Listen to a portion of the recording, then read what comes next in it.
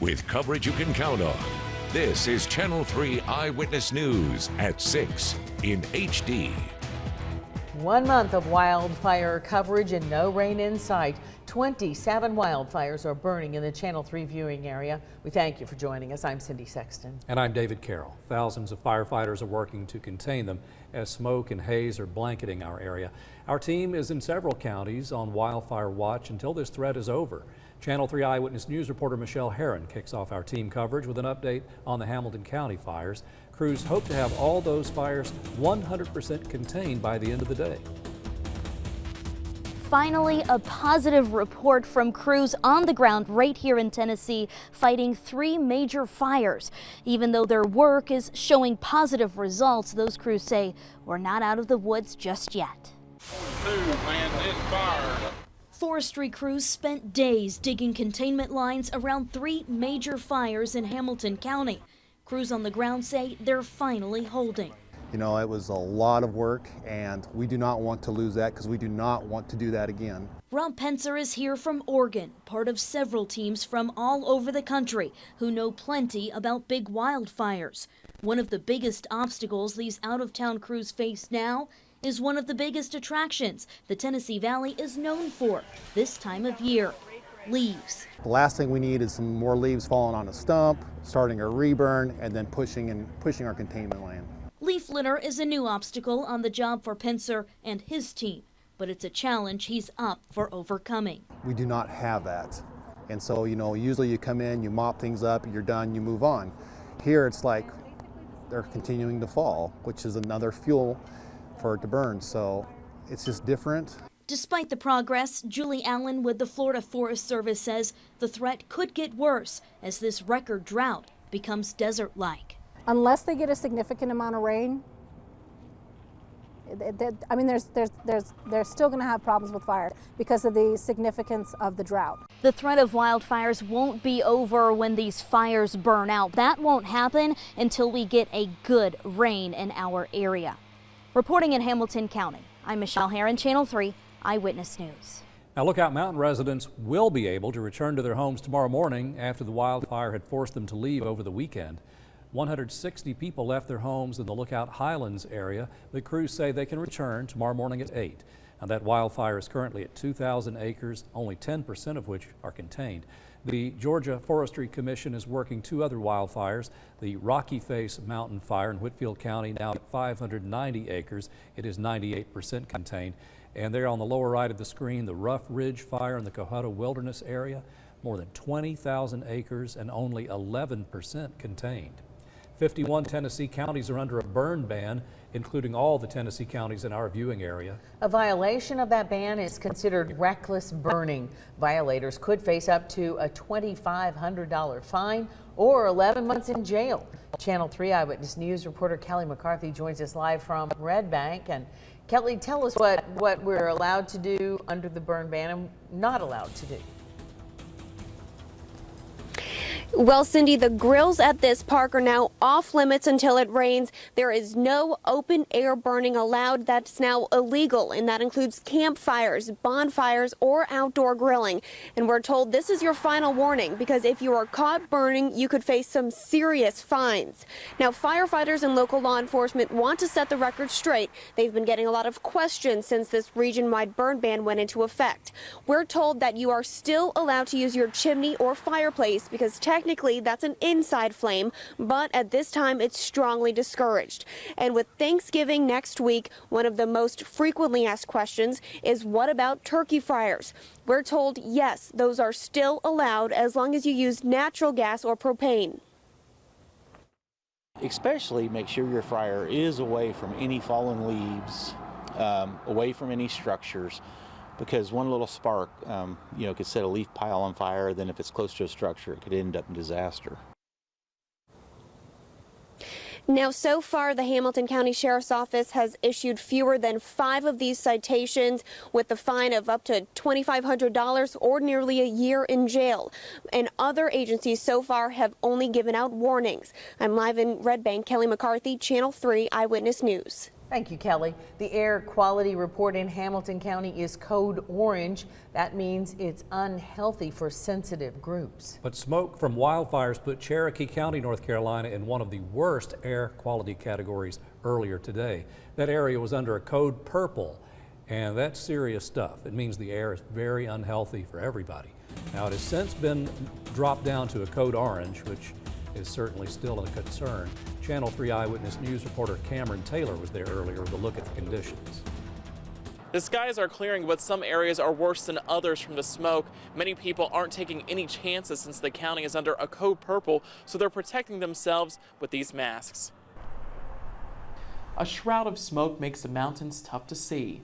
School playgrounds are empty, and local hardware stores and the health department are running through boxes of N95 masks. I'm just being prepared. Sarah Posey started carrying around this mask with her. She bought a box of them for her family when she learned air quality conditions were getting worse. Right now, they're just above the hazardous category. It should concern everybody. I mean, just taking precautions. I mean, I'm not freaking out. Hundreds of people have stopped by the Cherokee County Health Department since the weekend. Health officials gave out 300 of these on Saturday alone. It just shows that people are somewhat nervous. They're uncertain. This is the first time an event like this has happened in our community with significant wildfires. Health Director David Badger says they're continuing to stock up since the air quality is so poor right now. It affects anybody.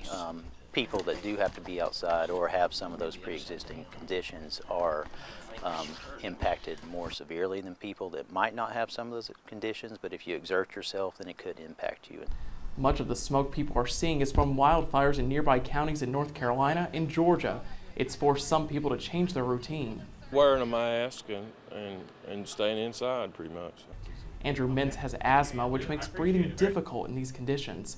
When he has to work outside as a carpenter, he makes sure to wear his mask. I bought it just to be able to breathe, not breathe all that bad stuff in. While health officials admit the mask will protect you only so much, people are getting used to living with smoke in the air. We're going to survive. It's just that you don't want to get sick. Air Quality Division officials say they haven't seen as much widespread smoke in this area as they have in the last few days. That means this county could be out of the very unhealthy category tomorrow. In Murphy, Cameron Taylor, Channel 3 Eyewitness News. Smoke has been a big concern for parents as they send their students off to school each morning. Hamilton County's interim superintendent, Dr. Kirk Kelly, wants to ensure parents they are doing everything possible to make sure students are safe. Channel 3 Eyewitness News reporter Kate Smith joins us now, live in Chattanooga. Kate, tell us what schools are doing. How are they handling this? Well, Cindy, teachers are planning their schedules on a day-to-day basis. Depending on the air quality, depends whether or not students are inside or outside for recess. Parents should work with the administration to take care of their child's needs.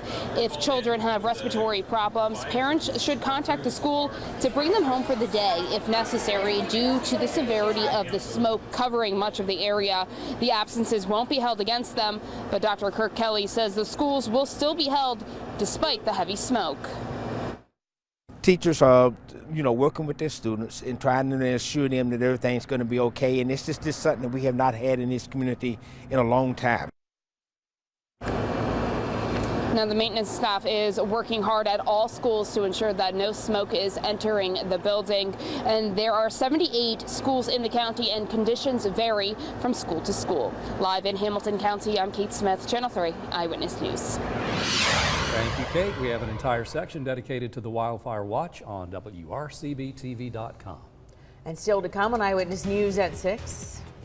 And what we told the victim and the family is that basically it was a simple assault. But the family says their loved one was beaten to a pulp due to a hate crime. Hear why police are not yet willing to call it that as we explain the latest in their investigation on Eyewitness News at 6. Well, we're going to have some more warm weather for the next few days, then a big cool down. I'll tell you all about that and our next chance for rain on my 7-day forecast.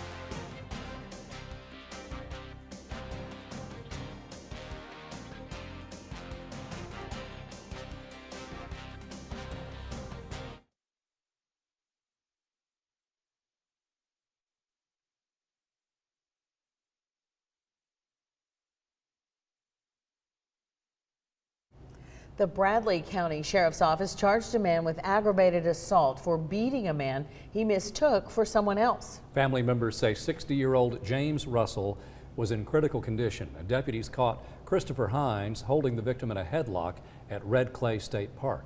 The victim, a Native American, also works there to help preserve the Cherokee way of life. His family tells Natalie Potts it was a hate crime, but deputies are not yet willing to say that.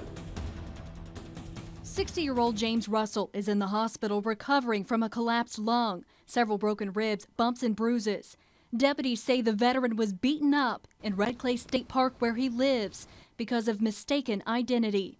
They say Christopher Hines followed him there, thinking Russell was responsible for a car accident involving a family member.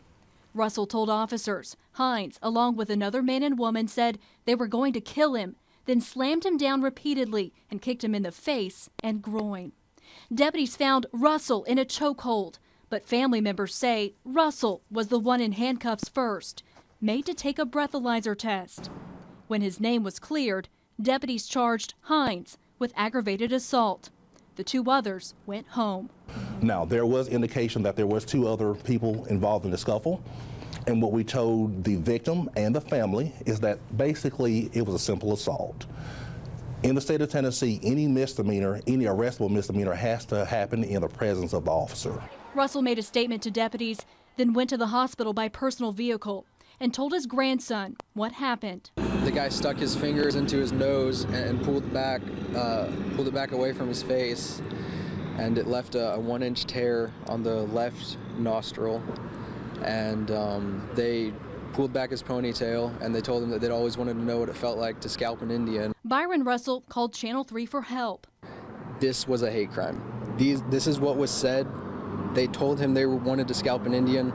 They almost killed him. It wasn't aggravated assault. While deputies know about the claims from a third party, they say they never heard this side of the story on the scene. Was there not a follow-up interview with the victim in the hospital? Not by us. The victim was talking to our deputies. We got his side. We never got a detail from the victim or the family about those racial slurs when he was on scene. If he left some things out of his story, that's understandable, because up until now he hasn't been able to talk at all, hardly. I mean, that night he couldn't even breathe. That story reported by Natalie Potts this evening. After the interview, the Bradley County Sheriff's Department spokesperson, James Bradford, called Byron Russell. He now says a deputy will meet with Russell and his grandfather for another statement, and they will take the investigation from that point. A car crashed into the front of a business on Fraser Avenue last night. Chattanooga police say it happened right before 11:30 at Lux Boutique. Officials say at least one person was taken to Erlanger with injuries. That person is expected to recover. The building sustained significant damage. It's not known at this time why the car crashed into the building. Stay up to date at WRCBTV.com. Now a much needed dose of good news. Crews broke ground on the 2017 St. Jude Dream Home today. It'll be in the Eagle Bluff Woods community in Harrison. Great view. Tickets will go on sale in March, and the lucky winner will be announced in late June of next year. Officials hope to sell 950,000 tickets for St. Jude Children's Research Hospital. The construction crew thinks next year's home will be one of the nicest to date. I think we should say it's $950,000 worth of tickets. It's in a very special development, but I feel like this year the home is going to have a lot of exterior accents that sometimes we don't pay too much attention to. This home is going to be truly gorgeous inside and out. Now, the St. Jude Dream Home will be the first home built in that subdivision. There are 24 total lots in that Eagle Bluff Woods community. We're looking forward to it. They've all been gorgeous. And I got to tell you, the scenery is really spectacular here. Just wait till you see it. Coming up next on Eyewitness News at 6, some warmer days ahead. And then this weekend, big cool down arrives. Chief Meteorologist Paul Bears has the forecast, and he is talking about some rain. We'll let him fill you in next.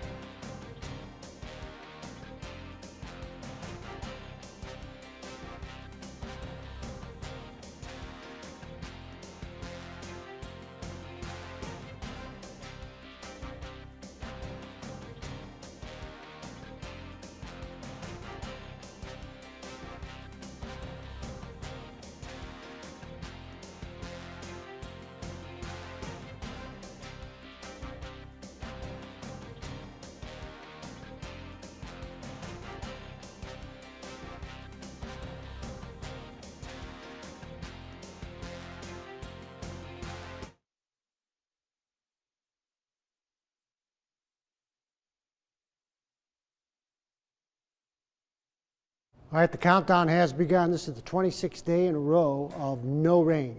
The record is 39 days in a row with no rain, anything measurable, anything more than a trace of an inch. 1935 was the driest on record. So we're going to probably get, my guess is right now we're going to get to about 34, 35 days in a row with no rain. So that's unbelievably dry. So we may even break the record if the situation gets any worse than it is. Right now there are some showers that have faded out to the south of us. A cold front is approaching, but it's dry. Just a few scattered clouds, but all the rain is off to the north and east and up along the Great Lakes too. Pretty dry across much of the country right now.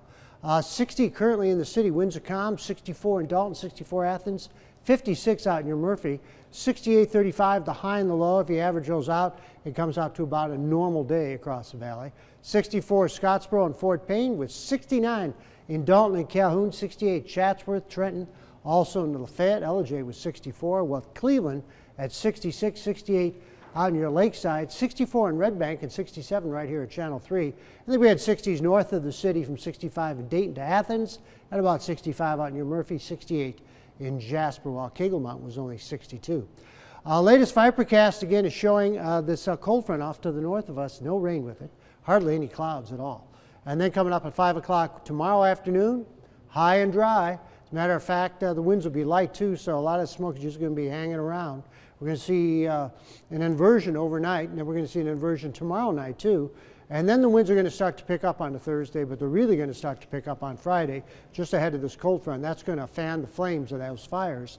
That's going to be a big problem for the firefighters out there. But by Friday night, we could see some showers move on by. Very light rain, not much showing up at all. And this is Saturday at 7 o'clock in the morning, the front passing us into colder air diving in out of the west and northwest. Right now, Vipercast is only painting at most a tenth of an inch of rain. I hope we get that, but most of us probably won't. 69 Appleton tomorrow, very dry day. One more time. Resaca, you'll be near 70. So for tonight, we're looking at clearing skies, 46 with a little bit of smoke and haze. 70 tomorrow, we've got a code red tomorrow with air pollution in Hamilton County.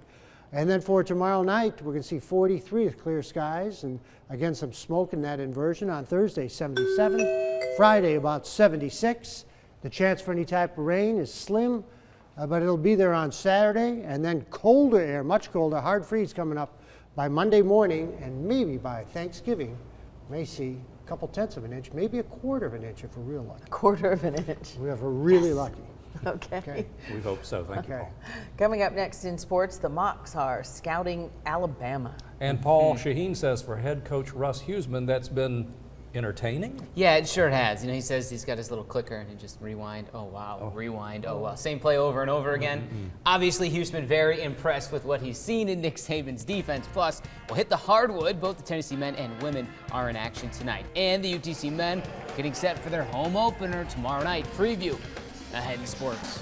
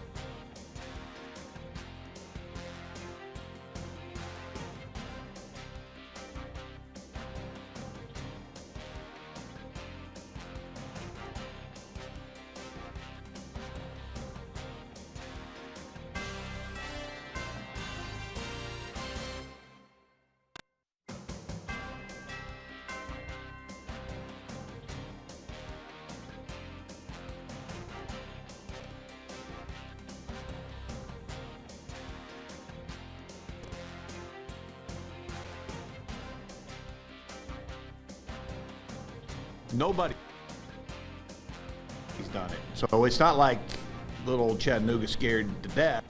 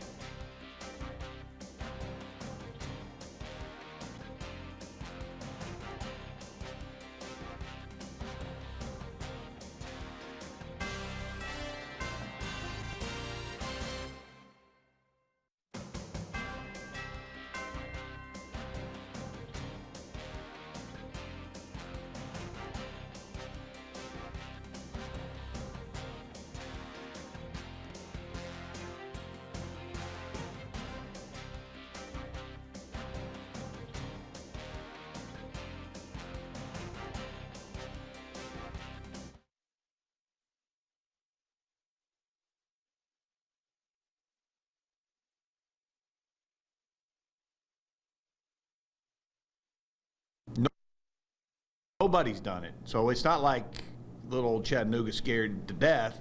Ain't nobody blocked those dudes with 5 guys on 4. UTC's Russ Huesman says watching the Alabama defense on TV live is one thing. Scouting them with the clicker, as he calls it, watching plays over and over again is a different thing, a scarier thing. For example, Huesman was all caught up on that one play at Texas A&M where defensive lineman Jonathan Allen went airborne. I'll just let Russ explain that one. The 93, man, you guys probably saw it on television. The play, he beats the offensive guard so fast, and the back decides he's going to step up there and help him out and cut him, and he leaps over the dude. You guys probably remember that one. And you watch that one on film, you just went, oh, man. The joys of scouting the top-ranked team in the nation. The Mocs are in Tuscaloosa with the Crimson Tide Saturday, 7 o'clock on ESPN2. By the way, that's the second time a UTC program has been on ESPN2 in the span of 1 week. They last played in 2013, these two teams on the football field. Alabama was, yes, ranked #1 during that meeting. It was 2013. The Tide won 49-0. Following Chattanooga's date with Alabama, it's Selection Sunday. Head coach Russ Huesman said today he does believe the Mocs are playoff bound. A whirlwind is certainly one way to sum up the first 3 days of the season for the Chattanooga men on the hardwood. On Friday, just before tip-off in Knoxville, the Mocs learned transfer Mackenzie London was cleared to play. The funny thing, they were in Knoxville. His sneakers were in Chattanooga. Shout out to the guy who rushed them to Thompson Bowling Arena. Within 30 hours from then, Chattanooga was in Chapel Hill battling last year's runner-up North Carolina. It was a game for a half, but the 6th-ranked Tar Heels ran away late. Head coach Matt McCall told his Mocs not to let that loss take away from what they accomplished in Knoxville. Next up, home opener tomorrow night with Hiwassee. You know, I think our players understand. Listen, you know, the last 3 games we've played against all BCS level teams in Indiana, obviously Tennessee, and now North Carolina. And 2 of those games, you know, we've had it handed to us. So we need to get better. We need to get a lot better, and there's areas we need to improve. I think turnovers for us right now is a big concern for me. They certainly are. More from the hardwood. Both the Tennessee men and women are in action tonight. I believe we have game times available. 7 o'clock tips for both of them. Appalachian State at Tennessee. That's the men. On the women's side, the Lady Vols are at ETSU. Johnson City, also a 7 tip. We'll have all that for you tonight at 11. And quickly, the Tennessee Mr. Football list has been narrowed. 4 finalists: Macaulay's Robert Riddle, Sequatchie's Hunter Davenport, 2 from Marion County, Alex Kirkendall and Hunter McLean. More on that at 11. Congratulations to you all. That's great. Thank you, Paul. All right, let's check in with Paul Barris real quick. All right, for your evening out, looks pretty nice right now. 57 to 48 with clearing skies, and then I think we're going to see some more smoke and haze in the morning. And a code red coming up for tomorrow too, 46 to 50. The 7-day forecast: 70 tomorrow, 77 Thursday, and 76 Friday. Watch out for the wind Friday. Yeah, all right. Thanks for joining us. See you at 11.